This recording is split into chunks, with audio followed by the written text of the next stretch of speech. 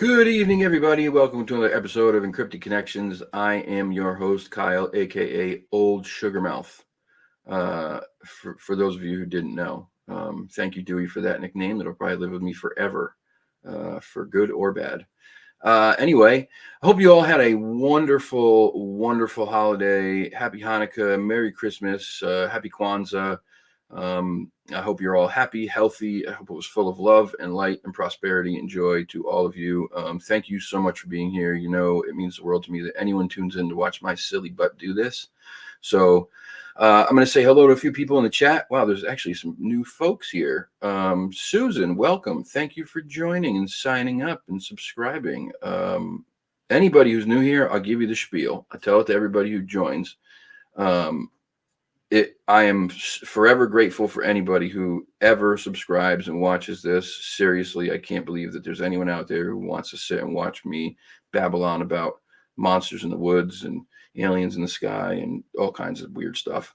It means the world to me. It really does. You will not find, and this, I don't mean this against anybody else, because I'm sure everybody else will argue this point too, who has a channel, but I don't think you'll find a better group of people anywhere on the interwebs than you will in this chat. We do not have trolls. We do not have jerks. We have a group of people here who is just absolutely wonderful. They are so accepting, so kind, so loving, just amazing, amazing group of people that I have become friends with in real life. It's just amazing, which I think is the best part about this whole thing, really. That's the biggest blessing from this channel. So thank you for being here. Let's see who else is here. My goodness, this thing's moving quick. Sonia, welcome. Henry, what's going on, buddy? Odyssey Antics, good evening, pal. Obviously, Dewey is here. And Lake Files is in the chat. Hi, Lake. What's going on, Joe? The Hellbenders are here. Hope, hello, Hope. How are you? Hope had a mullet. Sharon, welcome. I saw some other people here. Ragnar, what's going on? Salty, my boy, what's up? Mythical Legends Podcast. What is going on, my friend? Good to see you, man. Good to see you. Did I miss anybody? Oh, there's my good buddy Brian and Chewy. What's up? Chewy brought Brian along to type for him. That's nice. Mark D, what's going on, brother? Good to see you, man. I think I've got everybody. Oh, Miss K, hello. Pappy Two Bears, welcome. Todd Mitchell, welcome. Thank you. I appreciate that, man. I really do. Oh, yeah, Susan, man. We were just talking about Carrie the other day, and it really is difficult. I mean, that guy meant so much to so many people. His influence on me will, it lives on this channel, and in what I do, as far as investigating goes. He was just a special guy. And there's still a lot of it's a very strange thing to be the last interview on that show, because while I feel honored and blessed to have been able to be on the show, there's this kind of heavy feeling that comes from being the last one. You almost feel like guilty in a way. And I know that's kind of silly to some people, but it's just one of those things. It's really difficult to explain, but I miss the guy. A lot of people do. He was just amazing. He was the glue. He really was. And there's been something missing ever since. Cheryl, thank you for being here, dear. I appreciate you. I hope I didn't miss anybody else. Anybody? Let's go. Let's get this thing started. Let me bring my co-host on. Everybody knows him as Dewey the Deuster. Dale Earnhardt Jr., the Wizard of Soggy Bottom. Here he is. What's going on, young man? Nothing much. I hope everybody had a nice Christmas. Yeah, I know, man. How was yours? Great, had a great one. That's Got a good, lot of man. got a lot of good Bigfoot stuff and a few more other things. So I That's got a new nice, man. pair of Bigfoot socks. Very nice. Are they actually big socks for big feet, or are Hmm. they just normal size? Depends on your Depends what you think definition big of is. big. Okay. Yeah, all right. Yeah, that's true. Big to you might not be big to me. Yeah. I got this awesome Bigfoot sweatshirt here. Oh, See that there? A little yeah. camouflage sleeve action. See that? Brrr. Um, yeah, I got this. It's really comfortable. I'll probably wear this often. And my nieces and nephews were the highlight of Christmas this year because they're all young. All three of them are still young. Jax is 9, Savannah's 7, and Baylor's 2. So that was just a blast seeing them. Matter of fact, my Jax fancies himself a hunter. He's really interested in this Bigfoot stuff and like paranormal stuff. But he really like wants to be a wilder dude, and he wanted everything, um, everything like a hunter or a researcher could get on his list. He wanted headlamps, flashlights, camouflage gear. So I bought him a night vision camera. Oh, Oh yeah, he was like, "What?" Yeah, so he got all excited for that. That was pretty cool. What'd you go grab? I know you might grab something. I got a new sign for my front porch. What does it It say? says No no trespass. trespassing. We're tired of hiding the bodies. Hiding the bodies. That's great. That's great. Well, let's bring our guests on. Let's get the secret out in the open. Ladies and gentlemen, you might know them as the husband and wife team of two YouTube channels. I know him as Nighthawk. He knows me as Dragon. Ladies and gentlemen, Mr. Bigfoot Lake and the Lake Files. What's going on, guys? What's up, Dragon? Hey, What's up? I think I can help with the whole Bigfoot socks thing. Okay. Doesn't it could have been a juvenile. Exactly. Not if you ask Meldrum. I guess a size 9 would be a juvenile in Bigfoot size, wouldn't it? That's right. Yeah. Shoot, my shoe size is probably a juvenile Bigfoot. I wear size 14. that's Yep. not size. People- it's still People get that confused though. They think a size 14 means 14 inches. Does not. No. It's not. like No. size 14 is like I think it's around 13 inches or 12 and 15 16ths or something like that. your feet. Um 17, huh. 18, aren't they? Inches? Yeah, he's got gigantic feet. What size shoe do you wear?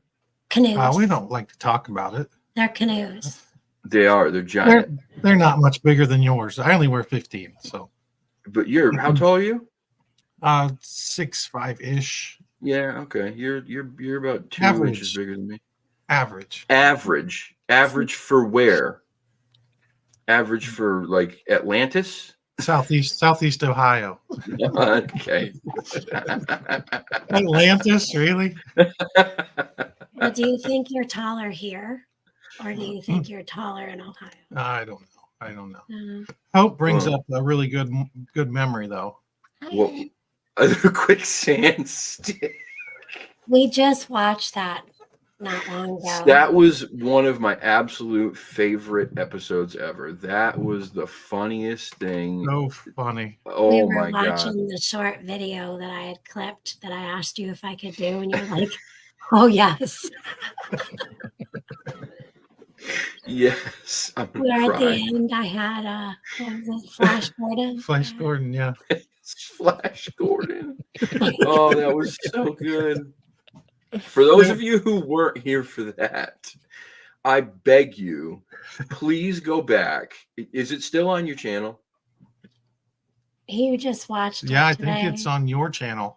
It's on your channel and mine. Yeah. You Okay. shared it, I believe. Yeah. I did. That's right. Yeah. So, please go back, look under videos, and go all the way back to the beginning. And there is a video of a PSA. Primal Fear. Primal Fear of Quicksand. Actually, you need to watch both. You need to watch the episode that we did on the show first, because it gives it context. that whole, because the conversation started, you asked what my most like deepest fears were, and I thought this was like a serious question. So I was like, I don't know, man. I had some traumas when I was a kid, and like got real serious. Got real serious and dark, and then all of a sudden, you were like, "Go ahead. What did you say?" Well, then I referred to it just as kids. What was your biggest fear as a kid? And I explained to Kyle my biggest fear as a kid was, quicksand, because that's the video. That's the show right there. Primal Fear. Yeah. Watch that episode, please. Yeah. Primal Fear, told by Josh and Kyle. Yes. It's just that you were almost indoctrinated into being terrified of quicksand. I mean, even Scooby-Doo, Flash Gordon, you couldn't watch them. Even Lone Ranger, there were episodes where somebody was dying in quicksand. Yep. So that was the whole point. I really felt at that point in time that quicksand was going to be a much bigger problem in life. Oh, great. Hope just dropped the link to that video. Please go watch it. It really, it was such a fun show. And that whole part just started what happened from there then was she created the very first Quicksand PSA. Remember the short video? And I said, "Do you mind if I try?" And then I did one too. And mine got whacked for copyright infringement. Oh, yeah. Yeah, you gotta be careful with that. It's still up, but obviously it wasn't monetized. Which whatever. I mean, it's like you make money on this shit anyway. It's like 3 or 4 minutes that would make you laugh. It was definitely it. You will laugh. I promise you that. You will absolutely laugh. I laughed just watching your reaction. You couldn't breathe. Yeah, but I love you were trying to be so serious, and you're like, and then it slowly start moving his face away, and you completely lost it. Dude, you were in tears. You were actually. I'm in them again thinking about it. It was the funniest thing because I was so far from there. I literally was like, "Oh, okay, we're going there. All right, well, let me take a deep breath and." Go back to what my therapist talked about with me for all those years. Then all of a sudden he's like, I was under the impression that quicksand was going to be a much bigger problem as an adult. Yeah. I'm like, what? But immediately it clicked because I was like, I saw exactly what you talked about. I saw every episode that there ever was on TV where someone was dying in quicksand, whether it was Baywatch, The Incredible Hulk, Flash Gordon, Scooby-Doo, like everybody was dying in quicksand in the 70s and 80s. Everybody. It was like, I've never seen anything like it in my life. Nowadays, it's like, you don't ever see it anywhere. Truly, I expected to run into it like daily. Daily. I thought for sure on some of these trips out in the woods that I was going to have to, if I had thought about it like growing up like that, I would have thought for sure these trips in the woods where I go looking for Bigfoot, I'd be in serious danger with this shit. But nope, not the case. They lied. They lied so bad. I do know one person who, this is no joke, I'm getting serious again. I do know one person who did almost die in quicksand. It was on a beach, and what had happened was there was a really bad storm, and so the sand had been covered in water for days. And so as it was drying out, there were spots of it that were still super soft. I mean, and when they went to step on this particular spot, they just sunk. And of course, what happens is you try to get out, and it just pulls you further. And literally, they explained it like what you saw on TV. It just, much more rare than than they made it out to be when we were kids. You remember when the chat was all developing quicksand survival kits, like arm floaties and a stick Yes. and a lasso? Did you know these jokes still continue to this day? They bring it up every now and then. I haven't heard it here in a long time. I'm glad that it was brought up tonight because it was one of my favorite memories ever. That was just so fun. Yeah, and that actually started that. So it was the Quicksand show, then the Quicksand PSA about having your stick, your floaties, and your lasso, and then from there. What the heck happened? Were you were here for the Bigfoot the Bigfoot jerky? Do you remember that? Yeah, unfortunately. The Bigfoot foreskin jerky. Sasquatch foreskins. Sasquatch foreskins. I got one for you. Dewey, this is all stuff you missed, buddy. I will have to send you these videos. Kyle, our grandson got his papa something. I'll be right back. Oh God, I can't wait. Dewey's like, I signed up to co-host this thing. What is this? Sasquatch. Turn it to the side. Sasquatch. Other side. Sasquatch. I can see candle. That's all I can see. Sasquatch farts. Sasquatch farts scented candles. Oh, that's got to be right. Oh no! This is 4 farts. This smells so good. It smells so good. It's 4 farts. It's to get rid of them. Yeah, but the funny thing is that I thought it smelled like Sasquatch farts. That's what I thought. Our 7-year-old grandson got this for his papa. Oh, okay. Well, what a good kid. Yeah. What a good kid. Listen, if anything Sasquatch comes my way, I'm happy. I like all of it. Brian got from his son, like this children's Sasquatch hunting kit. And it comes like a magnifying glass and those little evidence flags you put in the ground. And it's in like a little box with a picture of Sasquatch. I think it comes with like a map or something and a couple journals. I'm like, that's the coolest thing ever, man. I'd love to put that in my Sasquatch shelf. Yeah, especially if it's got like a big old Matt Moneymaker picture on it or something. Oh, shoot. Nope. Nope. I will leave that alone. No, that one's not going on the shelf. I crossed the line. What are you laughing about, Dewey?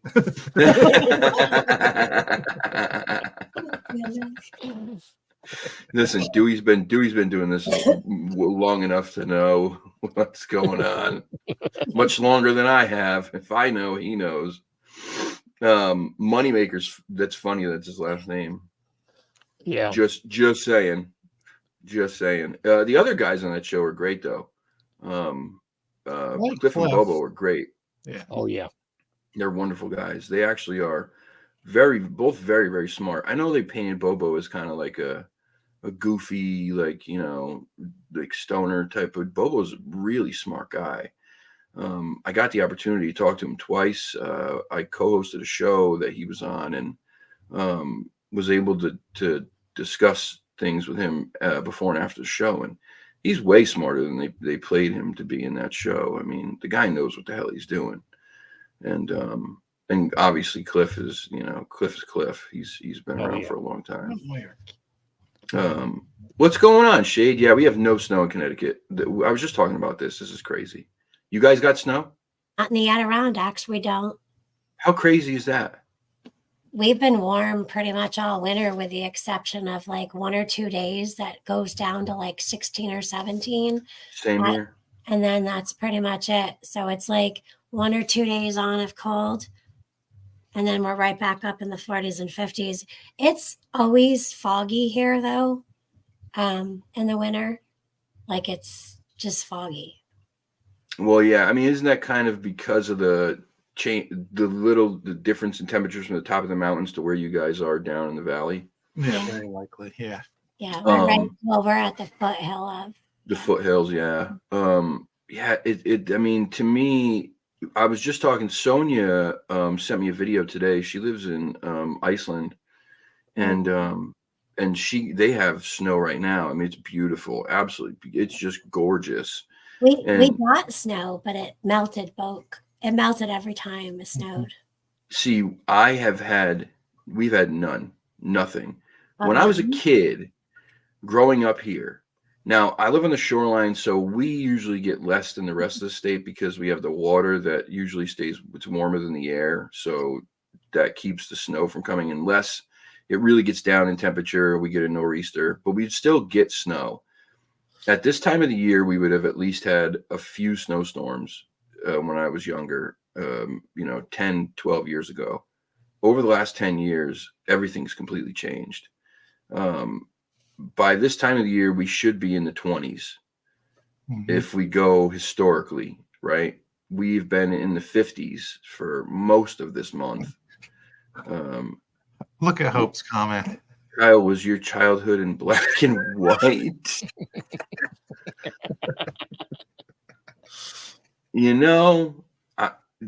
Who's got a wrench? Hey, it's I Talk Cryptid. I think I got a big one in the basement. Yes, that I Saw Cryptids. That's Harlem, man. What an awesome dude. What an awesome dude. Yeah, how are you, buddy? I think what's his face is here too. Daniel's here. Daniel was here. That's Big Bing Bing. The Cryptid Expedition. I forget the name of his show. Mythical Legends podcast. That little tune you just did, Bing Bing Bing. It reminded me of Hellier. Yes, I do it all the time. It's like one of these things that kind of stuck with me forever. Oh no. It's not a wrench. That's not a wrench at all. I mean, it's close. That's not a wrench. That's bolt cutters, isn't it? They're Burndy crimpers. Yeah. Oh, okay. I was going to say, if those are bolt cutters, that's something that Petikoff would know a lot about. I'm not going to say why, but he would. They're big. We can pretend. No, my childhood was not in black and white. I'm 43 years old. I'm, come on. But I grew up in the 80s, man. Like, things were different. Like, we're talking 35, 40 years ago. Things were much different, I know I sound like that old guy, but like it was. We got way more snow when I was a kid.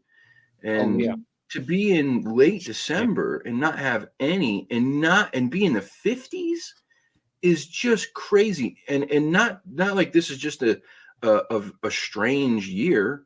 It's been like this. Yeah. This year it's not even uphill both ways. Right. Exactly. Right. That's what I was going to say. Right. Oh God. But like I remember in 2000 and oh God, what was it, like 12 or 13? It was 75 degrees on Christmas Day. You guys remember that? It was in the 70s here. I don't know what it was like where you guys are, but what year? It was like 2013, 14, 15, somewhere around there. It was Christmas Day and it was in the 70s. I was wearing shorts and a t-shirt. I remember in the 90s we had a day in December that was like 91 degrees out. It was weird. We went from like this winter storm to like being 91 out. It was really weird. 90 in December. It was really weird. Yeah, it was back in the 90s because my oldest daughter was born in 93 and she was like maybe 4 or 5 years old. So probably 97, 98. It was weird. It was really weird. It was just one day. Yeah, that's it was like summer in the middle of winter. That's or the beginning of winter. Freaking crazy, man. Yeah, it's just, it's sad to me because I like the snow. And one of the things I loved about living in New England was that you got all 4 seasons every year. And now we're just not getting them like we were. I want to try to recycle my camera here. So I'm going to drop the picture for just a minute. I don't know. Yeah, go for it. Go for it. Maybe it's blurry because you're Bigfoot. Yeah, I was going to say that. I was going to say that. Yep. It's blurry because he's Bigfoot. In Tennessee, we have all 4 seasons in 1 week. You know, we can have that here too. We're just not getting any of the winter anymore. I mean, trust me, I don't want 0 degrees. I don't want negatives. I don't want that. But I'll take the 30s. I'll take the 20s. Give me the snow. But you know, we're not getting it. And if I had, what? I'm not going to complain because last year, the year before, it'll be like this, and then we'll get dumped on. And my favorite is when there's 27 or more inches in April. That's not really my favorite. That's complete. So that's the thing. That's what happens though. Like it'll go and go and go, and then it'll just dump on us. So I'm not going to complain at all. See, I am, because I want some snow. I guess I should wait a little bit because I know that February is generally the worst month for us here. January and February are and then we usually get at least one good nor'easter blizzard in March every year. Well, technically, winter just started a few days ago. Like winter just started. Yeah, technically it did, but I just mean like historically, you know, by this time it's usually colder and we usually have snow, at least some. Yeah, it's not in the 50s. That's for gosh darn sure. This is just crazy. But anyway, enough about the weather. Now we sound like old people. We're sitting here talking about the weather this whole time. We sound like hope. We sound like hope. So I've noticed Dewey in your background there. You got a very broad spectrum of things. I see a UFO there. I see some Bigfoot stuff, and I see a white rabbit. Yeah, buddy. There's 3 white rabbits. They've been multiplying. I don't know why. it's what so happens. bunnies. That's This is what happens. Well, you know, have you ever heard the saying? No. What do jackrabbits do? I'm going to leave that alone. Okay, yeah, probably should. That's why they're multiplying. Anyway, I digress. Yeah, Dewey's got quite the background because Dewey's got many years of doing this. So explain what's behind you there, feller. Where do you want me to start? Well, maybe with the how about with the UFO and the books and stuff? Yeah, I got the UFO stuff. This one here is my new book I've come out with 12 o'clock high. So I'm having my first book signing January the 6th. Nice. At Franklin, Kentucky. It's about the Thomas Mantell UFO crash, UFO chase. Wow. And it's actually the town he actually was born in and the town he died in. He never lived there, but he was born there and then he died there. About that. And then I have a little scale model of a plane back there. My latest edition. Just for everybody who's curious, 12 o'clock high is not the time of day that Dewey partakes in a smoke. It has nothing to do with that. Okay. I hadn't thought of that. Kind of like Rocky Mountain High. I picked this up at the other day. I've been looking for one and finally run up on one. It's Ecto 1. That is great. Awesome. I'm a huge Ghostbuster fan. I love Ghostbusters. My T-shirt back in the back is the Bell Witch. I wrote a book about the Bell Witch, and it's creepy stuff. I stay up Adams quite a bit. And yeah, you've gone up there and investigated quite a few times. Oh yeah. I need to go back too. As soon as the weather breaks a little bit. Yeah, we watched some pretty crazy stuff from the front porch. What you do? Oh yeah, we always do. You know that. Yeah, that's true. Yeah, from the front porch. I know. Weird lights and stuff. Yeah, I would like to ask just a general question.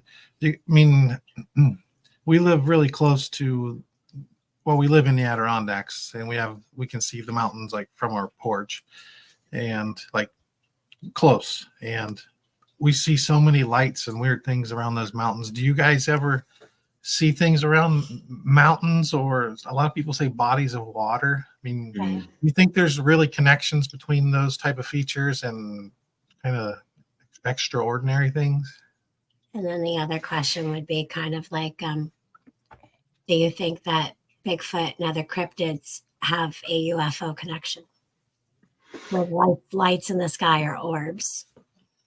I They definitely think that there's something with the mountains and the water as far as like the lights and the UFOs and stuff, for sure. 100%. I don't know why. I mean, maybe it has something to do with the fact that water and then certain rocks can hold energy in them. Bigfoot and UFOs, I don't think so. I think it's not a surprise though that there are UFO sightings where there are Bigfoot sightings, because Bigfoot tend to live in these forest and mountainous areas where these UFOs go to. So if these things are coming from other planets and they're studying what's here, makes sense if they're in that area that they would, if they saw one of these things, they'd probably want to study that too, right? I mean, Right. I don't think they're not coming. just you. I don't think they're coming out of UFOs personally, but that's just me. No. Yeah. Well, not UFOs, just like the orb. Well, yeah, that's Orb thing. Yes, I Yeah. do. yeah. There's actually, that's why, I'll be quite honest, especially on YouTube, there's like it can be vicious in like the cryptid and Bigfoot communities, because there's divisions between like the woo side of it and natural creature side of it, and you cross those lines in their own crowd, and you're going to get escorted to the door pretty quickly. What's fun though is when those types of people come together to talk, and they find out so many similarities, and they find that it broadens a lot. That's discussion. That's why I love Ron Moorhead, because Ron. Ron's like, to me, he's like the pinnacle, because of course Sierra Sounds, everybody knows that, but he also saw weird lights and orbs and things up there in the Sierras. So did Brian and Sue. Yeah, Brian and Sue see him too. We can literally say we're friends with Brian Goslin. If you guys don't know Brian, can you grab his book? Sure. Brian was part of the Whitehall, New York encounter back in 1976 on Abear Road. His wife, actually. And this is Brian's book, Abear Road, The True Story. Oh, we'll tell the true story. His wife. Yeah, well, his wife wrote the book. His wife wrote the book. For him. Brian just, told her what to write, pretty much. But Brian, funny how your wife is there saying, make sure you give credit to his wife. With the woman in there. Yep. And she cooks really good food for him. When they come over for lasagna, you're not gonna have any. Yeah. We all know how this works. Dewey would be the same way right now if Stitchwitch was standing right next to him. Oh yeah. That was a joke, by the way. Yeah. Oh god. So go ahead. We got a lot of limestone down here, and a lot of water too, so we don't. We have a lot of limestone. Our nearest mountain would be the Smoky Mountains from where I'm at. Oh, okay. So you got a we're in lot Middle of Tennessee, so pines. You got a lot of pines too. Mm-hmm. Yeah. Yeah. Brian Goslin, he's kind of on the same. I'm not going to say the same mind track as Ron Moorhead, but they talk a lot about the same thing, because Brian, he had that face-to-face encounter in 1976. Like, it was literally right in front of him in that moment, which I'll never forget. The first time he told his encounter, it's like, here's this thing that should not be in existence, and it's standing there, and it blows your mind, all the barriers. Like, what else is there? Yeah. And he also talks about orbs and lights and a lot of stuff, a whole lot of stuff. Yeah, it's there are, I mean, again, you're right. When you see something like that, when you're taught through your whole life that this is not possible, they do not exist, it's a monster, it's fake, it's made up, it's yada yada, your whole basis of reality is shaken to its core. And then you're left with this, holy cow, what the hell else is there? If we've been lied to, or people have thought that this isn't real, and it's standing right in front of you, then there's got to be more. And there's way more. I mean, the fact that we only see in like 0.005% of the visible light spectrum on the planet tells you that we don't see anything. We see barely anything that is around us every day. I mean, imagine the things that exist in that light spectrum and the other light spectrums alone. Right. Aside from these other possible creatures that have been able to remain hidden for the most part. I wanted to show you. I don't know if you knew this or not, but Lake does paintings. Well, you should probably tell the whole story up. Oh yeah, she's amazing. She's a phenomenal artist. She does all this stuff on the wall back here. These are all her. Yeah, she's very, very good. And she did a painting one day, and she gets just about done with it. And it's like, that's Abear Road. That's because we've been there. Brian showed us where he had his encounter. And this painting she did was like it was like she had no intention of doing it, but it's like, I didn't know what I was doing. I was just doing. But I wanted to show you this. And Brian now has this painting hanging in his kitchen. Him and Sue have hanging on their wall. Yeah. Oh, that's wow, awesome. But it's also a 30 by 40 inch. It's huge, 30 by 40 canvas. Yeah. Holy cow. Yeah. That's amazing. Then she goes and posts it everywhere. So they got Sue posting this thing everywhere. And then just dropped the fact that I'm going to be, or she's hoping. Well, I was invited to, you tell him. I have a hard time. Well, up here, our camera's screwed up again, but up here in our area, we have they call it the Sasquatch Festival. Yeah. And it's in Whitehall. We live not in Whitehall, but drivable. Right. And Lake's thinking about setting up a booth maybe there next year for artwork and wood burnings and stuff like that.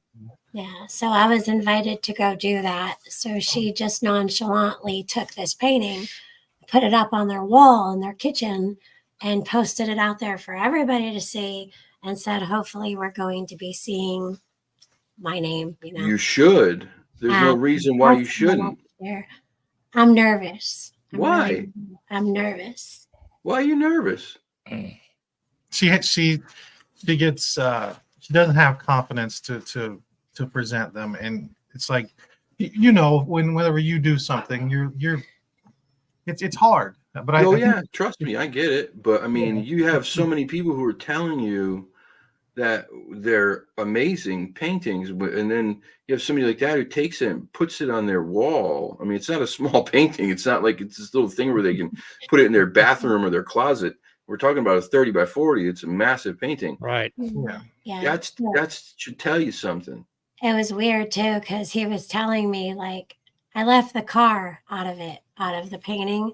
Yeah. I was like, oh my goodness, you're right. That does look like Abear Road. I'm like, okay, I'll do a squatch from like memory of where Brian said it would be, because we've been there to the Abear Road with him. So he was able to walk. We were able to walk around and point and everything. And, God, that's got to be so cool. Yeah. Well, what's really cool is like he still to this day, he's in his 70s and we can watch his hairs up on his. I watch his hairs raise up on his arms. So, but anyways, so I was trying to figure out, okay, from memory of when he talked about this, we've heard him talk about it several times to other people, and just us being around with him and with other people. So I placed the squatch there, and I was like, should I put the car in or should I not put the car in? Well, I'm really glad I did not put the car in. Long story about that, but I'm really glad I did not put the car in. But he said the same thing. He goes, the car would have been over here, so I wouldn't have even been there. Like the way I put the painting, you wouldn't be able to see the car. Do you know what I mean? Gotcha. Right. Because where the car was when he had his firearm out, right by his door of the car, the Squatch was right there in his headlights. It come up over the little embankment and was walking across, and they were like, he could feel its breath, you know, like. Now what? So when you guys talked to him personally, About when, other things other than Squatches, by the way. yeah, right. But talking to him about that encounter, when he raises his gun, does he explain to you, like when he explains to you about that, how does he explain why he didn't shoot? He says that he just had this feeling come over him, like I'm not going to hurt you. Not going to hurt you. I'm not You going know, to hurt you. how many times have you heard that? Several. Mind speak. Several times, man. It's so crazy. Like, you know, and it's not like I don't think that there's a possibility that there might be 1, 2, 10 of these things out there in the world that are angry and that are, you know, kind of rogue and have the ability to hurt people, because if they are like humans, which I believe they are, not that they are humans, like they're like humans or related to us in some way, then they're going to have different personalities, right? Just like you and I do. But I think for the most part, they are, you know, benevolent creatures. And it's funny that anyway. That's hilarious. My eyes are sweating. Oh, Bri, go get some milk, bud. Actually, you know what they say, if you have something really hot, is you're supposed to have something acidic, not milk. It's not, you're supposed to have something acidic is what actually stops the reaction from happening. I know that sounds so counterintuitive, but that's the truth. Anyway, Sounds like you need some ice cream. Sounds like you go drink some lemonade. Ice cream. Just chug a half a bottle of vinegar. Now, ice cream. Yeah, there you go. Now, is vinegar acidic or alkaline? It is. Oh, yeah, that's right. It might be the opposite. That might make it worse. Don't do that. Might make it worse. That way, when he's sitting on a commode in the morning, or come on, ice cream. Oh God, this show can devolve so fast. Real quick. One rabbit hole to another. That's right. Oh yeah. Over the summer, Brian and Sue went over to some people's house who we got to meet too, and you'll be hearing more about this. So we're not going to really talk about it yet because we need to wait. But these new footprints were not only as big as what we had up over here, but they were wider. And I'm talking really wide. Big tracks. Like, okay. Yeah. They were almost as long, but these suckers were wide. Wow. Really wide. The interesting thing about some of the tracks that Brian has casted, he was showing us like his prized monster track that was like from 2019, not that long ago. And we never really knew the whole entire story, but through back channels and other people we know. Yeah, just randomly, we figured out where it came from. And that track was casted like as the crow flies, less than a mile from our house. Yeah. That's pretty cool stuff. Yeah, it is pretty cool stuff. But that was also the same year that the one who didn't, who I had to be skeptical about everything, was the same year that I heard the noises out front in the woods. Yeah. So let me ask you a question. Why don't you go out there?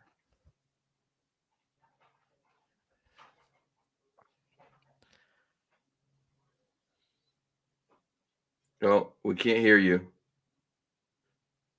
He's speechless.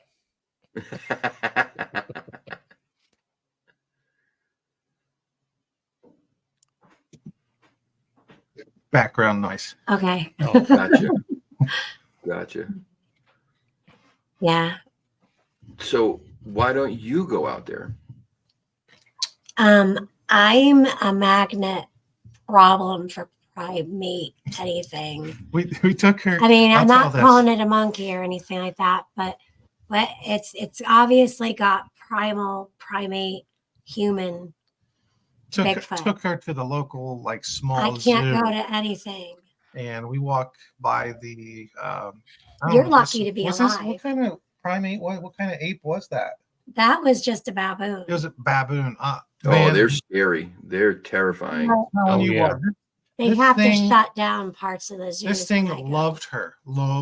You almost died. I walk up and he gets so mad. He runs back, picks up handfuls of gravel, running like raging, fangs out full speed towards the don't forget cage, that. and just launches this gravel at him, Yeah, he warned you. He warned you first. He went, chomping you. his big old teeth at me. yeah, he was warning you for like a good so many minutes. And I was like, he's getting mad. It's like, buddy, you want her that bad? She's yours. Take her, man.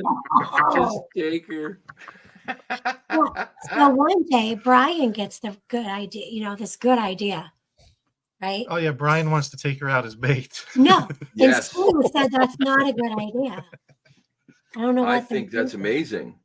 No, I think it's an amazing idea. If you have that, if you get that reaction from the monkeys at the zoo, Yeah. right? Again, not saying this is a monkey, but I No. do think it has primate in it, right? Right. So if you get that reaction from those things at the zoo, you're certainly going to get some kind of reaction from these things out there. I mean, I got something for Hope real quick. Oh. right here, buddy. I'm a Michigan fan too. That's right. You're welcome, Hope. Who smoked Ohio State? Who smoked Ohio State this year? 3 years running. Well, Yeah. This year was the greatest. This year was the best though for me. It was like I think this was the best beating that we've ever given them. yeah. Just because of the story, it was the best. So yeah, go Blue. That's right. Yeah. So him and his brother-in-law and his nephew are different from the rest of the family. Wait, Hope is a Michigan fan. She lives in Ohio, which is weird. Yeah, but she's a Michigan fan. there's hope for her yet. There's hope for her. Hope for Hope yet. She's smart. Look at Salty's comment. Did you get it, Sue? You shop at Walmart. That's fantastic. That is fantastic. Oh goodness. This is Yeah. every single show, it has not failed. Every single show, he has made me laugh out loud at least once. I mean, the comments are absolutely amazing. That's hilarious. Yes, they are. How you shop at Walmart? Oh my god, Probably explains a lot. it's I so don't like true. that place either. She hates going to Walmart. Now I see why. I go like Yeah. maybe once or twice a year and I'm good. I get it. Neanderthals in this place. Yeah. It feels weird in there. Like I don't even trust their PA system or their music or nothing. Listen, Walmart is a strange place. Let's be real. I shop at Walmart often, but Yes. like if we're talking, if we're generalizing, some of the most fascinating, we'll use that term, people shop at Walmart. Yeah. Very delicately put. Yeah, Then yeah, there's yeah. the people that just are like, well, I mean, no one's really normal, but there's people like our kind of weirdness who go in and just want to have a normal shopping day. I've heard about 30% of cryptid sightings in the United States are within a quarter mile of Walmart. Have you Yeah, or really- in it, or inside it. Where did you Dollar see it? store. In the Some swamp? of those folks in there are definitely cryptids. It's funny because we actually have the wetlands are right behind Walmart. Uh-huh. Did you see it in the swamp? Did you see it in the mountain, in the lake? No. Aisle 4, No. Walmart. Yep, that's right. A clock listing in aisle 4. Oh God, terrible. I know. So I was supposed to go to Whitehall this year, and it didn't make it. Obviously, that was a lot, I lot was of things. expecting a lot of people to show up and come say hi, but I didn't see any of them. Yeah, the guys. a lot of things going on. I just, at that point in my life, I couldn't do it. But I'm certainly going next year for sure. But I got Alex, hey, huh? Yeah, May said you'll always have a place to stay. Oh, thank you. Alex swears that it's like his favorite conference to go to every year. He just says it's the most fun. It's Yeah, such a cool place. Like, Cool, dude. that was pretty cool meeting Alex. Emily Fleur, she was there. yeah, sweetheart. Yeah. Yeah, she is. Brian likes her too. Yeah. Yeah, she's a sweetheart. Bunch of good people. Yeah. Yeah, there are a lot. That whole contest, the whooping, hooting, hollering contest is something to see, man. Mhm. It's something to see. I watched Alex's video. It's so crazy. It's like Walmart. It's like Walmart. It's funny, but even Emily was a little bit taller than me. Yeah. Yeah. Oh, you well, guess what? If Hope goes, you'll be taller than her. You think so? Yeah, I know so. I know so. Uh-huh. I know so. Yeah. Um, Hope what how tall? I use tall very light, very tenderly. How tall are you? I think we're looking at somewhere around 4'11". 4'9". 4'9". That's like what 4'9". Okay. So you're taller. Oh, that's why she's got her channel name Hope Arising. Yes. Hope She's Arising. she's still hopeful she's gonna grow. 4'10". Uh-huh. Hey, Tennessee Ridge Runner, good to see you. Yeah, good to see you, man. Man, well, I wanted to talk about all kinds of things tonight, and somehow the show just takes its own. It just takes its own path. That's what happens. It's what we do. We wreck stuff. No, you're not wrecking anything.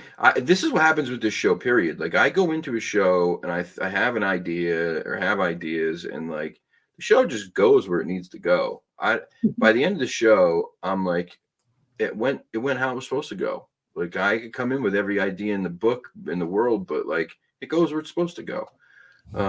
It's organic. That's how this thing works. That's why I don't write questions and stuff down. I just kind of let it flow, man. It always works out the best that way. What do you do on Saturdays? What do I do on Saturdays? Saturday nights. Nothing. You I'm don't do old and anything I'm on boring. Saturday night? Huh? Saturday night. We'll talk. What's that? We'll Okay. talk. Our peeps will get a hold of your peeps. Yeah, our peeps are gonna hold you. Get a hold of them. Yeah, you have your peeps get a hold of my peeps because we know how how absolutely big and popular I am, and I have a manager and a booking agent, and Yeah, I all know. that We were dropping the name and Cryptid Connections all over the Whitehall Sasquatch Festival. We were like VIPs. Yeah. Like, oh, come And on, don't come on. worry. Get the hell out of here. We You guys also are. put in a good word for you with Emily. Well, I Yeah. did. Anyway. What did she say? She sometimes watches the show while she cleans her house. Yeah, that's what she told me. I'm not sure if that's quite a compliment or not. She's like, I put it on as background noise while I clean. She says she adores you. Oh, she's very sweet. And I She's want to very get to know the Deuster up here better too. Dewey is one of my favorite people on the planet. I know I've seen Dewey somewhere before, and it's probably been on his channel. Maybe, I don't know. I've seen you. Yeah. Maybe he was a guest of yours a while back. No, Kyle? don't you have your own channel? I've got my own channel. It's I thought so. Cryptids and Critters Paranormal. It's That's got to why. be where. Yeah, I've seen your channel before. Exactly. Look, Dewey's been been everywhere. we got really out of touch with everything with the gardening seasoning. Yeah, those two. Because then we had to bring the garden in for seasonings. Well, I was like drying out herbs and all kinds of stuff, trying to figure out the mixture to attract more squatches. Just kidding. There you go. Yeah, no, I got all the squatch I need right here. That's horrible. Salty. That's horrible. That's horrible. This show's great to listen to while vacuuming. What a jerk. That's what I mean. She's sitting there saying, I listen to it while I'm cleaning my house. When I'm thinking about people cleaning the house, the first thing I'm thinking of is vacuuming. So how much is she listening to? She never said vacuuming.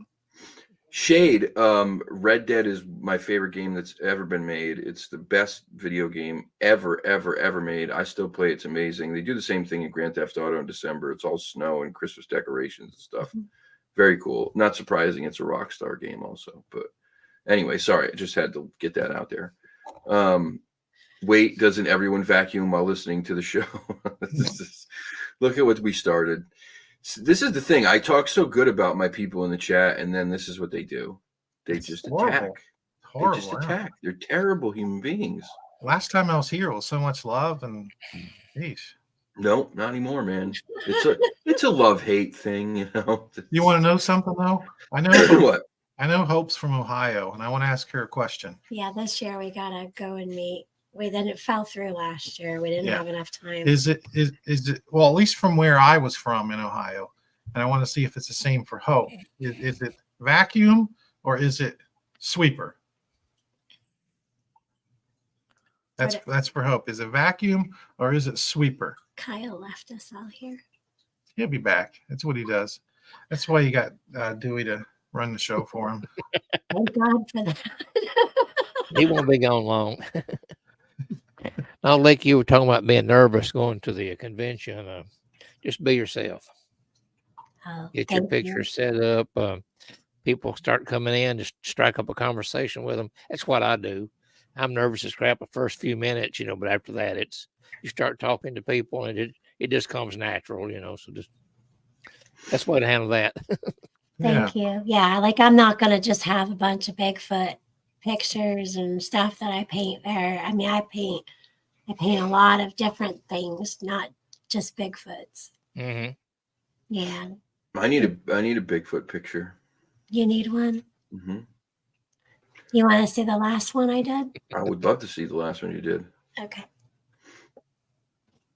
I would gladly pay for a Bigfoot picture. I told her she should. I mean, she's got a pretty decent sized channel. She should see if anybody would be interested in, you know. Hope, can you put their links up for me?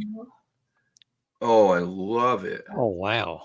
I'm oil painting now, so I'm not doing acrylics really anymore much. I love it. That looks great. That's pretty cool. Yes. That is really cool.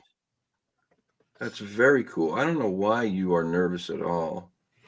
I get weird feelings in my stomach, and then I feel like I'm going to get sick.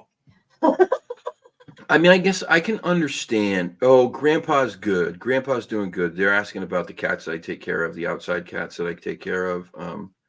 Grandpa's doing good. I haven't seen him in 3 days, which is normal. He sometimes will. I know he's got another place that feeds him.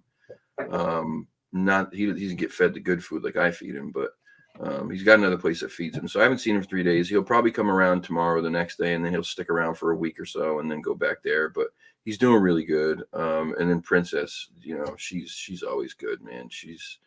I wish she could have been an inside cat because I would have taken her inside. But anyway, back to this painting stuff.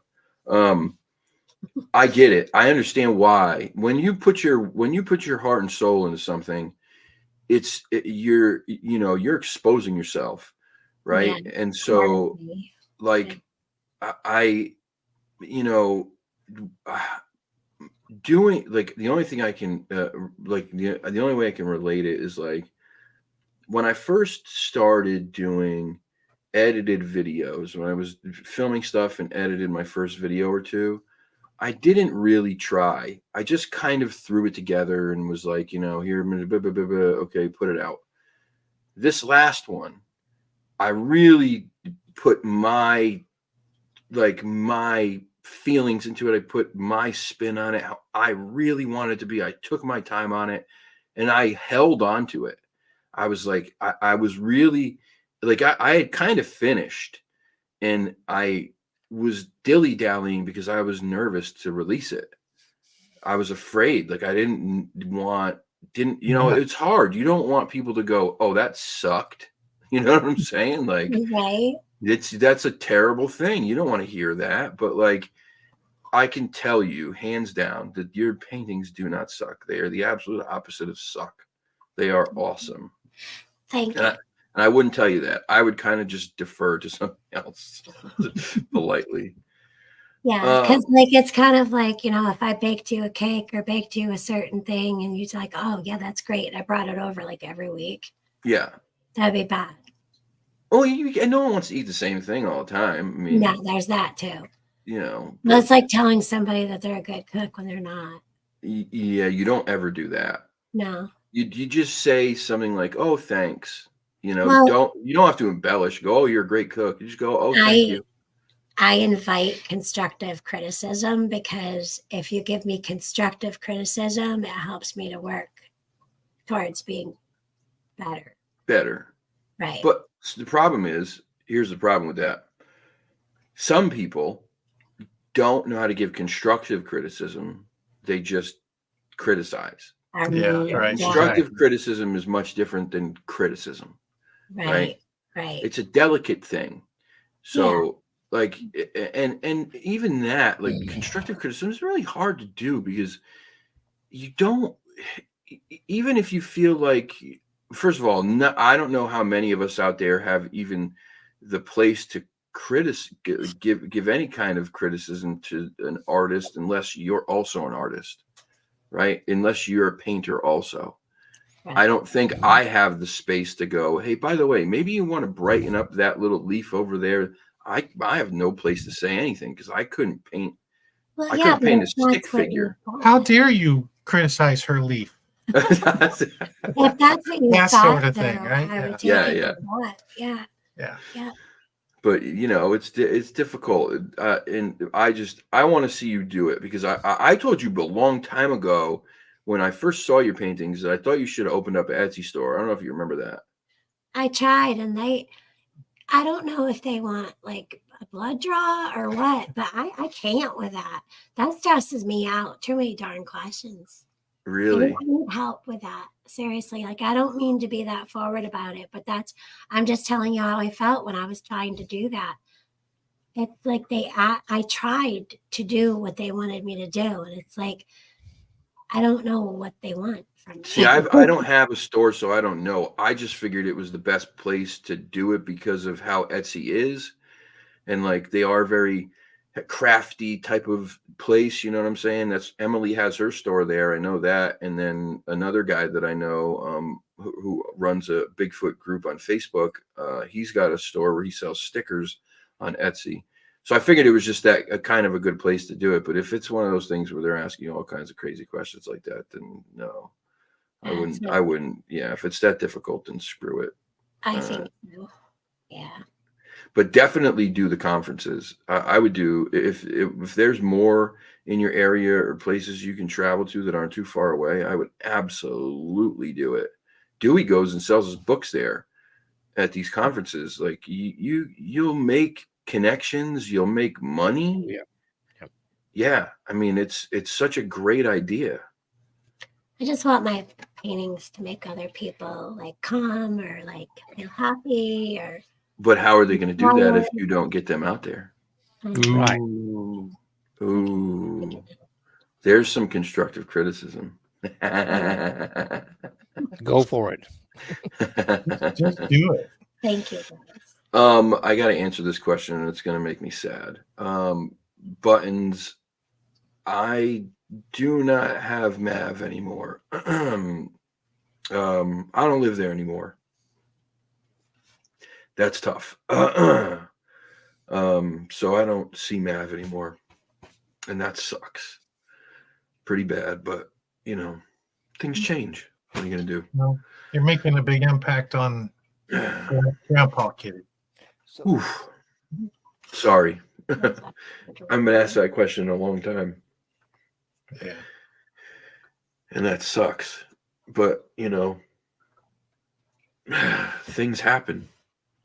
Yeah. Yeah, the other cats they're my cats. I've taken care of Princess for 8 years. And there's no way just because I left there, I would stop taking care of her. I couldn't do it. Like I would just feel like such a dick to leave that cat with nobody to care for. Now look at me, I look like an idiot. God damn. Sorry. But yeah. Anyway, Encrypted connections, where you get every range of emotion. Yeah.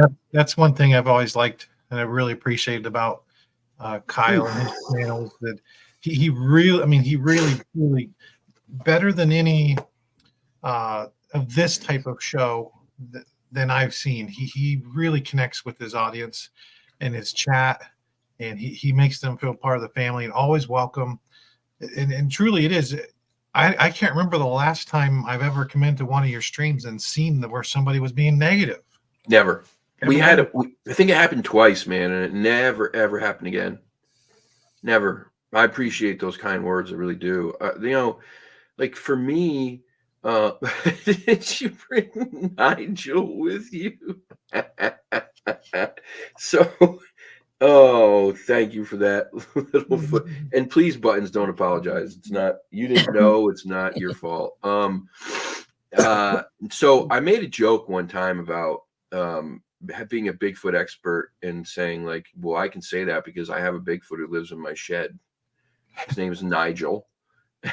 And this was kind of like an ongoing thing. Yeah, Nigel's here. Nigel's here.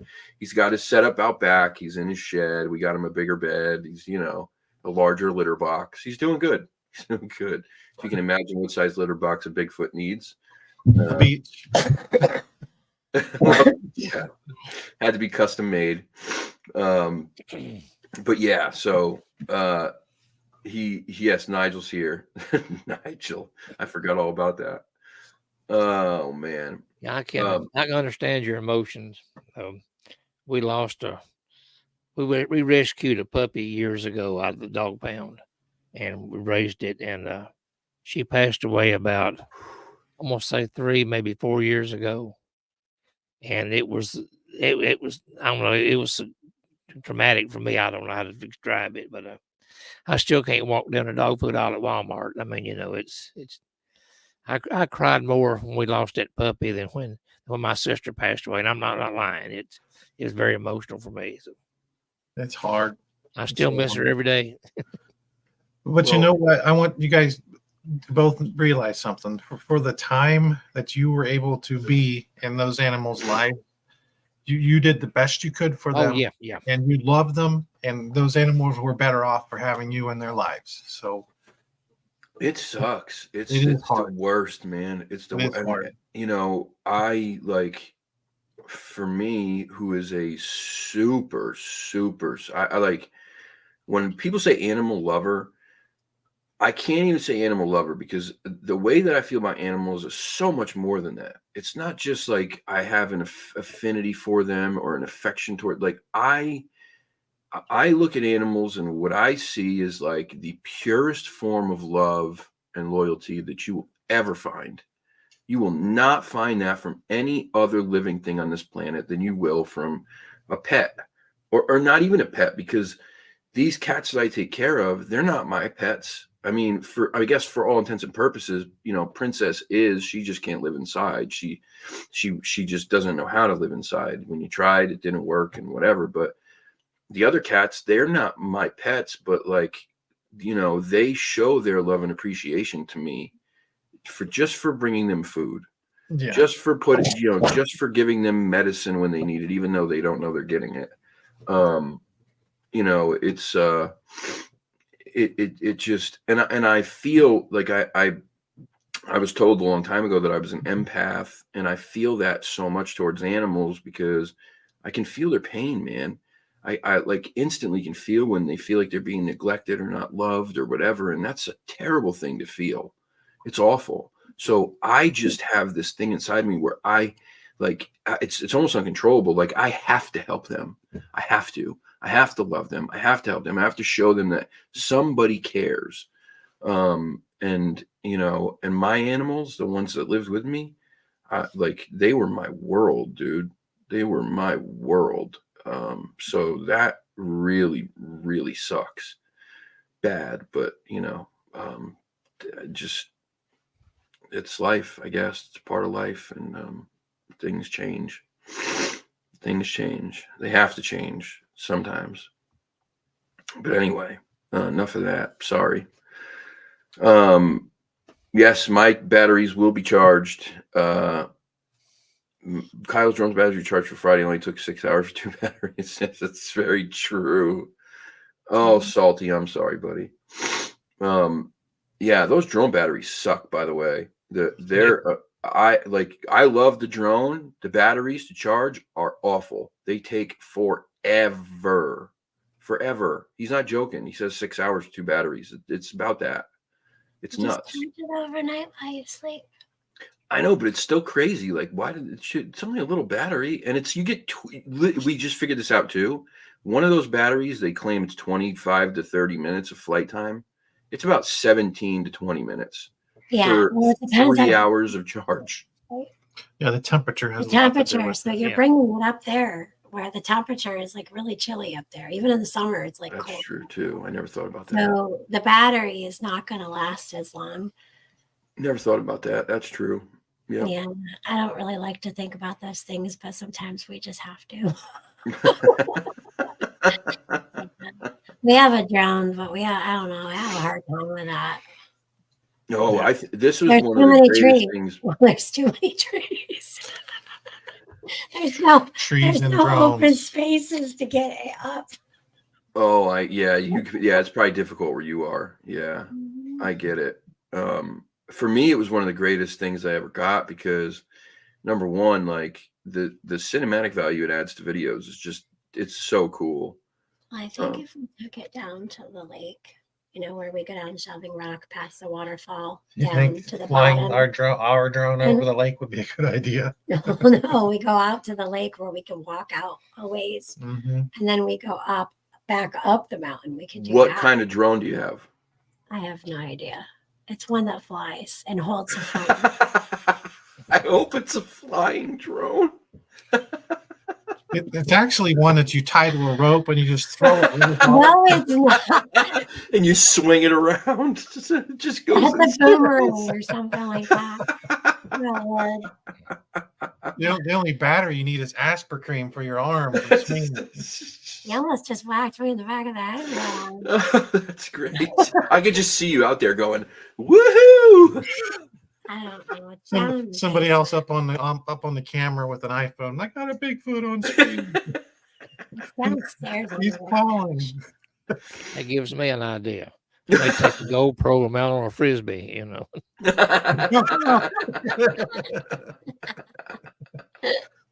That's like the UFO shot. Frisbee. Live video from inside an F3 tornado. Just a Oh God! No, just claim you took it. That you got a GoPro stuck to the side of the UFO, and as the UFO is spinning and flying, that's what you're seeing, right? Yeah. You'll go viral so fast. Buttons, God bless you. Thank you so much for doing that. That's amazing. 17 cats is a lot of cats to get rescued and adopted. You change the lives of so many animals. God bless you. That's kitties. Yeah, the drones are fun. They're difficult. They're scary. When I was out with Brian last week, this was my 4th time flying it. Only my 4th. I just got it, and we were at the forest where we've been doing our investigations, and I went and flew it out the way we were going, and all of a sudden it says signal lost, and I'm like, what? So the remote stops working. I can't fly it at all.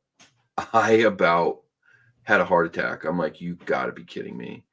So I'm like walking closer. I'm trying to run towards it to get the signal back. No, nothing's helping. And finally it just came back on its own. Thank God they have that. Those DJIs have that return to home if something happens. But yeah, that's a good feature.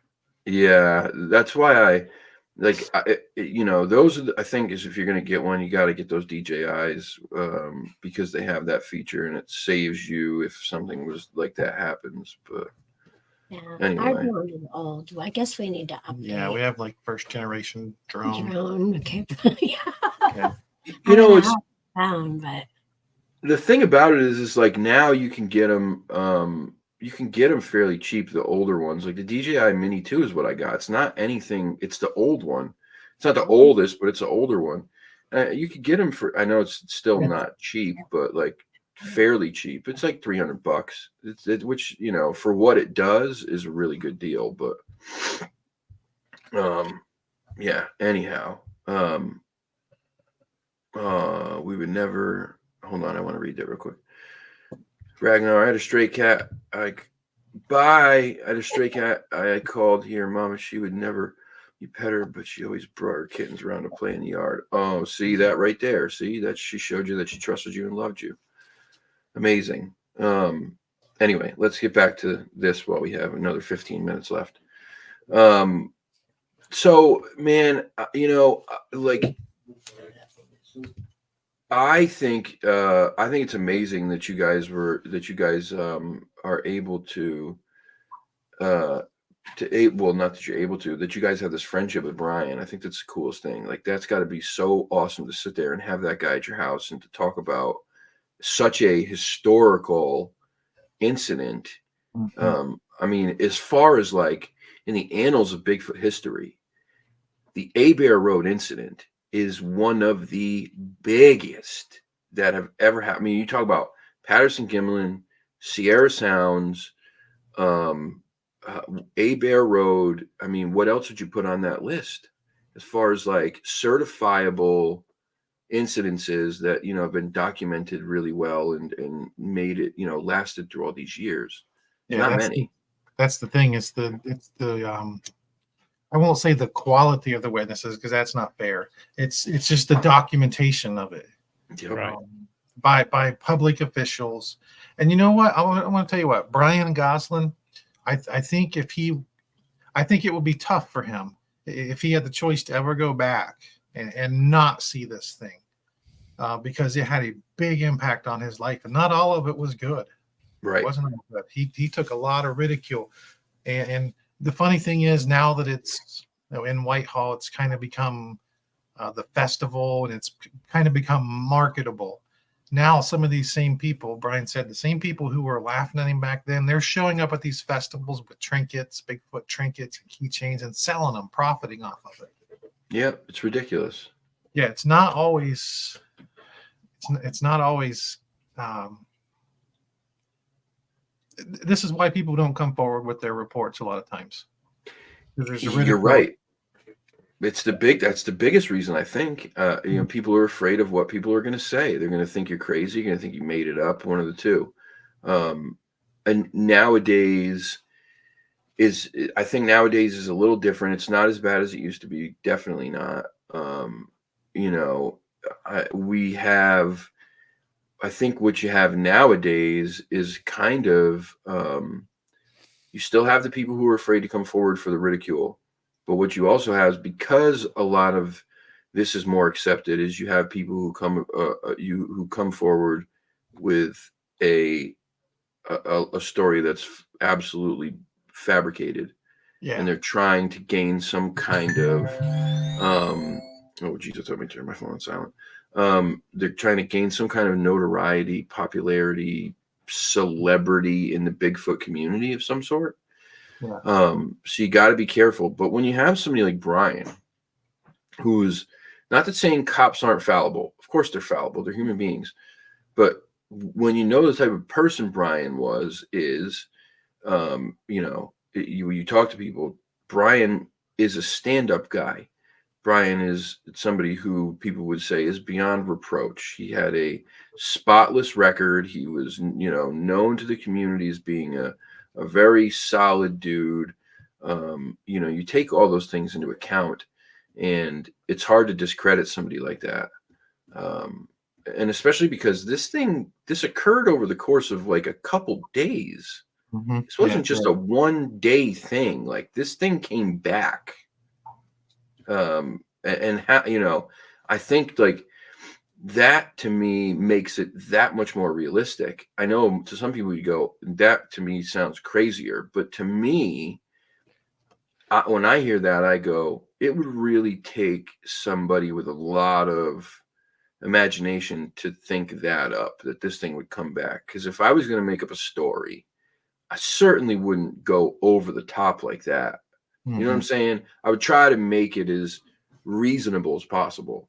So when I heard, when you hear that, I go, yeah, this guy's he's not making this up. This is legit. And Yeah. There were other people. More people saw it. It wasn't just him. Correct? There was a lot. Lots. A lot. Yeah, there was other state highway troopers who, some of them wouldn't admit to it right away, but later on they did. If you go back and look, there was a documentary out on YouTube called "The Beast of Whitehall," and you can watch it today. It's a good documentary. Many of those people went and took lie detector tests, and they all passed. Yeah. All of them. Yeah. It's an amazing story. If you ever get the chance to read the book, it's a great book. Thank you to you guys for being so wonderful and sending me that book. I really truly appreciate it. No problem. You didn't have to do that. It means a lot to me. We've talked about that book since the very beginning, and about that story since the very beginning. And it's a wonderful book. It's a great story. To have it signed by Brian's even cooler. What, Kyle? So funny. Chewy hears your voice and is looking around the house. Oh, it was such a great dog. He's wonderful. Oh. I'll bring him a treat again this time. That's how you learn. That's how you gain their love. But it's such a great story, and again, like, it lasted for so long. Not many of these stories do, and that's what makes it special. And I can't believe he's in his 70s, man. Yeah, it was. When I first got to meet Brian, it was, my wife set it up with me for my birthday one year. She knew Brian's grandson. Okay. And she kind of set this up, and we went up there. Brian met us at like the Big Apple Diner up there in Whitehall. We sat down and he told us the story. We had dinner or lunch there, and he's like, "You want to go out on Abear Road?" And it's like, yeah.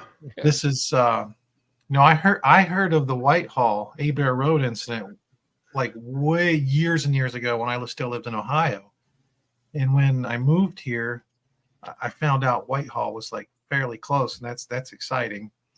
But yeah, it's just one of those things. And one thing I always regretted was when I first couple of times I met Brian, I had him sign some books for me because I like to send them out to people, or me and Lake do. And Sue, his wife, Sue, was right there, and it's like, I kicked myself. Why did I not have Brian and Sue sign the book? They both wrote the book.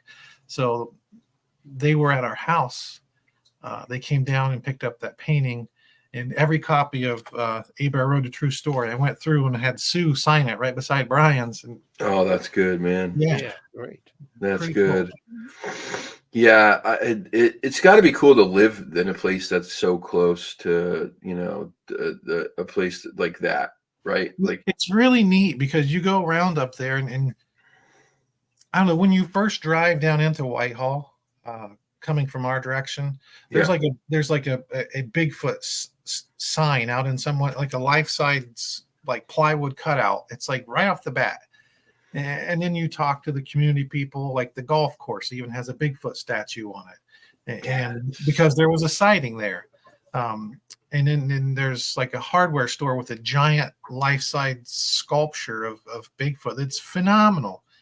And then I do a lot of work sometimes out that way for my job, and some of the places you work at, it's like inevitably Bigfoot comes up in conversation. It's just really cool. That's the thing. Like, where I live, the culture here, like, there's not a lot of Bigfoot culture here. This is not known as a Bigfooty place, which on the shoreline, it's certainly not. I'm learning now that northern Connecticut is much more Bigfooty than we ever thought. I'm getting reports and stuff from these areas that, like, I had no idea about before. But regardless, the culture in this state as a whole, even if these things were walking around through people's yards in the middle of the day all the time, people wouldn't talk about it here. It's just the way the state is, right? Yeah. It wouldn't be celebrated. It would be, shunned. The Winstead Wildman is one of the most famous stories of Bigfoot ever.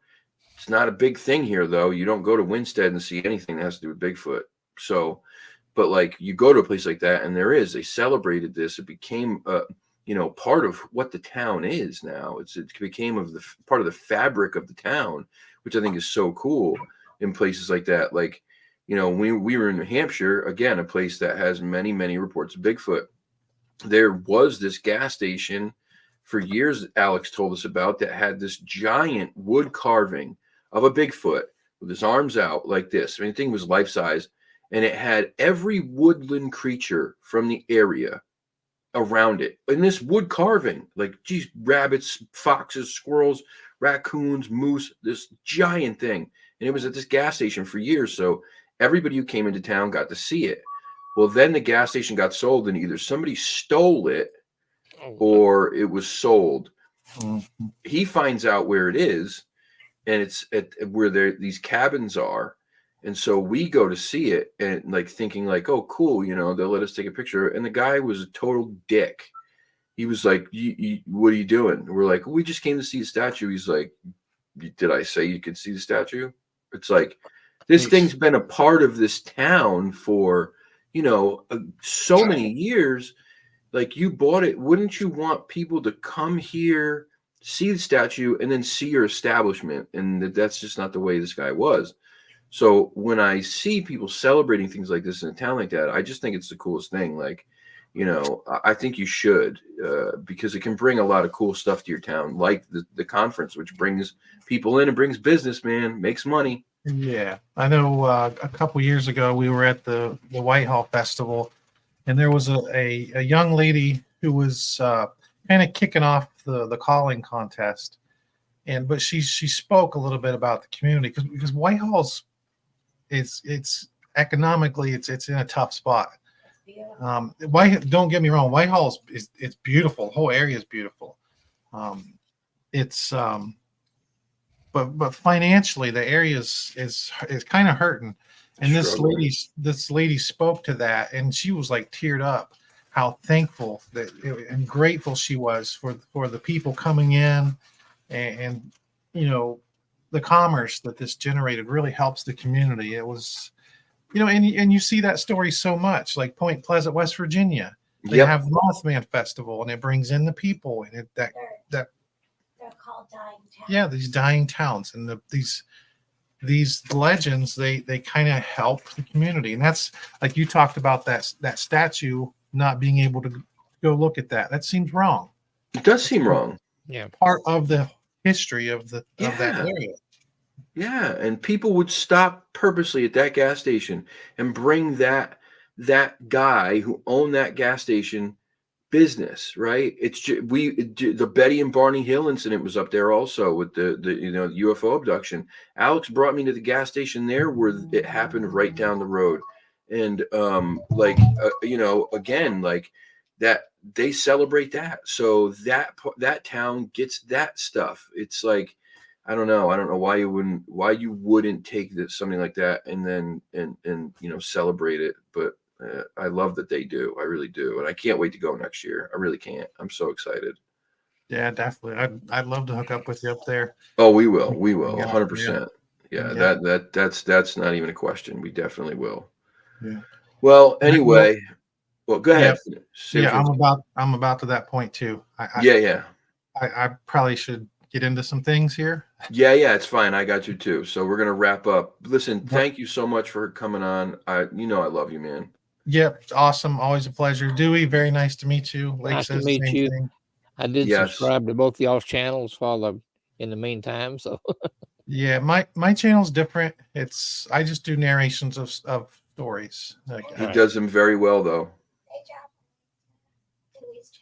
Yeah, could someone in the chat drop the link to Dewey's channel to make sure that we're subscribed to Dewey? Yes. Hope, can you drop Dewey's channel for me, please? Hope's the resident channel dropper. Channel dropper.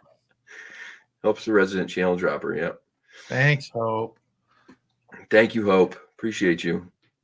I tell you what, that gal's been with you from the beginning, and she's always been there. She's been with me since the very beginning. She's the best. She is. She's absolutely the best. Yep. I told her if I ever got to the point where this channel like really took off, that she would be the first person that I had on the payroll. 100%. Yep. Without a doubt. Yep. 100%. She does a lot for the channel, and I appreciate it. All right. There's Dewey's channel right there. What is that you got there in your hand? That's my sock. Oh, that's your sock. That is cool. That See, is really cool. I got Nessie, I got UFOs, Bigfoot, alien. All right, we got a problem. What's the problem? Am I seeing this right? 86 subscribers for Dewey. Yeah, I know it's a travesty. It's a young channel. How many people? We got 21 people in here. Get this guy to 100. Yeah. Dewey, admittedly, you didn't do a lot on your channel, right? Like you there wasn't a whole lot on there for a little bit of time. No, correct? Wasn't much on it all. I've been trying to put on a couple of 3 videos at least every couple of days, Yeah, you've been doing a lot more. Anything ranging from early murders in the county to historical things to paranormal to you name it, it's on there just about. But yeah, there is a link to a video on the Bell Witch that I did on the I think it's 45 minutes long, I think. So it's actually a documentary. There you go. There it is. That's your sock. Oh, that's great. Yes. Yeah, great. They've got the morels on them. Morel mushrooms and everything. So go subscribe to Dewey. Go subscribe to Lake. Go subscribe to Bigfoot. Please show some love to these guys. These are people that I really, really care about and think very highly of. So if you have insomnia, can't sleep, you watch one of my videos. Boom. Bullshit. That's a lie. His videos are great. He does a wonderful job. They're very interesting. He's being too humble. So listen, man, thank you so much. We'll be in contact and we'll talk, and please make sure that you tell your wife to get those damn paintings out there. All right, I'll do that. She needs to stop. Those things are amazing. They're amazing. Appreciate that. Appreciate it. Nice. Thanks. Thank you for letting me come up and letting her come up. No, thank you for being on, man. Come on. You know how I feel about you guys. And oh, by the way, Merry Christmas Kwanzaa to everybody, and Happy New Year.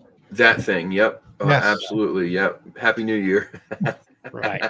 And watch out for Quicksand. That's right. Hey, Nighthawk, have a good one, buddy. Night Dragon.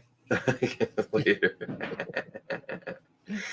Oh God, ladies and gentlemen, that was Bigfoot Lake and Lake Fairy Files. They are amazing folks. I love them so much. They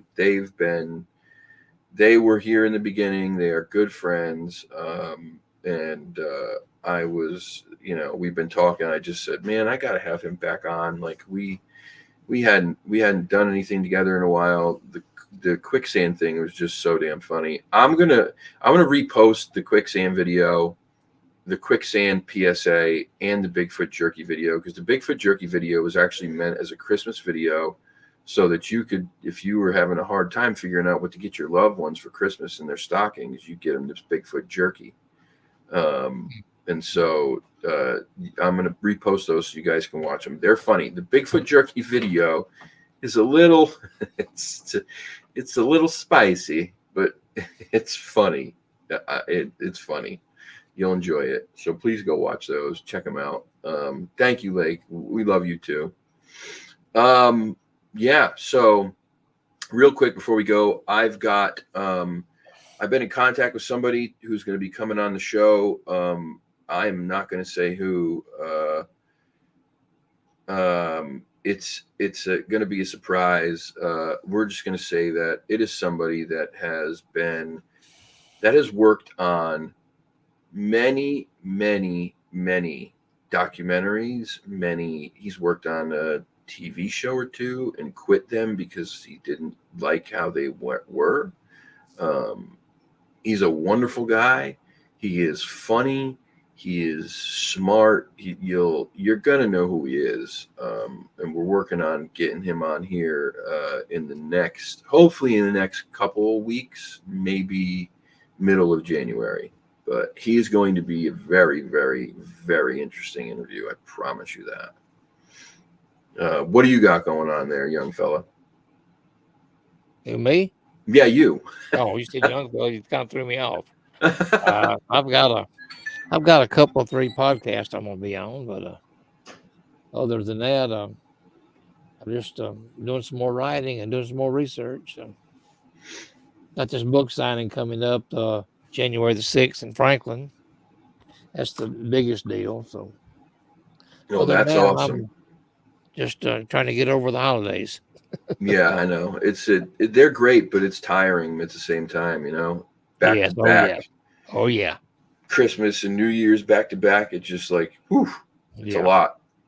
I don't know what you guys do for New Year's. I don't do anything anymore. I haven't done New Year's. To me is just another day. Like I could care That's the way less. we do it. We may set up and watch the